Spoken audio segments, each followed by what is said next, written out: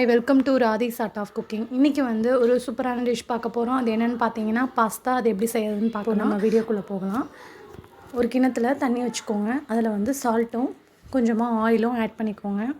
Add பண்ணிவிட்டு கொஞ்சம் சூடு ஆனதுக்கப்புறமா நம்ம வச்சுருந்த அந்த பாஸ்தாவை அதில் சேர்க்குறோம். நமக்கு என்ன ஷேப் வேணுமோ அதை எடுத்துக்கோங்க. நான் பாஸ்தா வந்து 200 கிராம் எடுத்திருக்கேன்.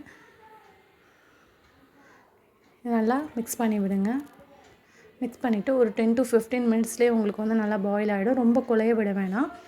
ஒரு லைட் கலர் அப்படியே ஒயிட் ஆகும் போதே நீங்கள் எடுத்துருங்க. அதை ஃபில்ட்ரு பண்ணி எடுத்து வச்சுக்கோங்க.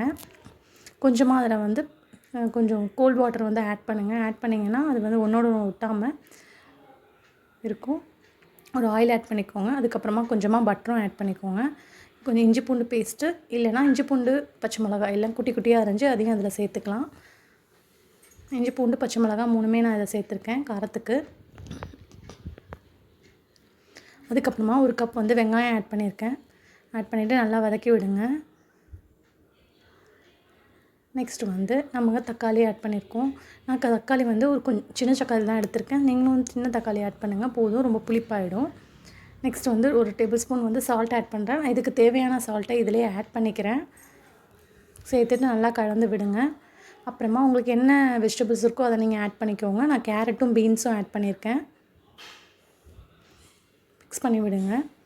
நம்ம ஆல்ரெடி சால்ட் இதிலே வந்து நம்ம சேர்த்துட்டோம். சோயா சாஸ் ஆட் பண்ணிக்கிறேன். அதுக்கப்புறமா சில்லி சாஸ் ஆட் பண்ணிக்கிறேன். அப்புறம் டொமேட்டோ கெச்சப்பும் ஆட் பண்ணிக்கிறேன். இதில் 3த்தையும் சேர்த்து நல்லா கலந்து விடுங்க. உங்களுக்கு எவ்வளோ காரம் தேவையோ அது மாதிரி ஆட் பண்ணிக்கோங்க. நம்ம இதுக்கு தேவையான கொஞ்சமாக தண்ணி ஊற்றி இந்த காய் வேகிற அளவுக்கு மட்டும் தண்ணி ஊற்றினா போதும். ஒரு பிளேட் போட்டு மூடி வச்சுருங்க. நெக்ஸ்ட் இப்போ பார்த்தீங்கன்னா நல்லா வெந்துடுச்சு காய். இதுக்கப்புறம் வந்து நம்ம வேக வைக்க வேணாம். கேரட் பீன்ஸ் உங்களுக்கு சீக்கிரமாகவே வெந்துடும். பாஸ்தா வந்து இதில் சேர்த்துட்றோம். சேர்த்துட்டு நல்லா மிக்ஸ் பண்ணி விட்டுற வேண்டியதான். நான் இதில் மறுபடியும் ஒரு டேபிள் ஸ்பூன் வந்து டொமேட்டோ கெச்சப் ஆட் பண்ணியிருக்கேன். ஆல்ரெடி ஒரு டேபிள் ஸ்பூன் ஆட் பண்ணிட்டேன். உங்களுக்கு வேணும்னா சில்லி சாஸ் கூட ஆட் பண்ணிக்கலாம்.